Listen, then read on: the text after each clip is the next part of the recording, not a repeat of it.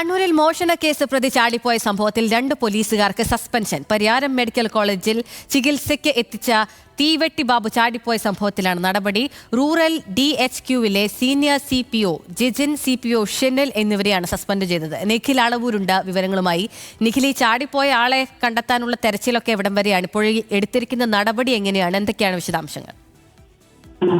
നിരവധി കവർച്ചാ കേസുകളിൽ പ്രതിയായ കൊല്ലം സ്വദേശി ബാബു എന്ന തീവെട്ടി ബാബുവാണ് വ്യാഴാഴ്ച രാവിലെ 10:45 പരിയാരം മെഡിക്കൽ കോളേജ് ആശുപത്രിയിൽ ചികിത്സയ്ക്ക് പ്രവേശിപ്പിച്ച സമയത്ത് രക്ഷപ്പെട്ടത്.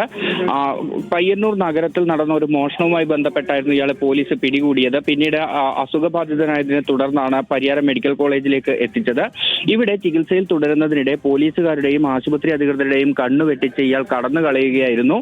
ഇങ്ങനെ കടന്നു കളഞ്ഞ ഇയാളെ മണിക്കൂറുകൾക്കുള്ളിൽ തന്നെ പോലീസ് പിടികൂടി. പരിയാരം മെഡിക്കൽ കോളേജിന് സമീപം തന്നെയുള്ള എംബേറ്റ് എന്ന് പറയുന്ന സ്ഥലത്ത് വെച്ച് പിടികൂടിയിരുന്നു.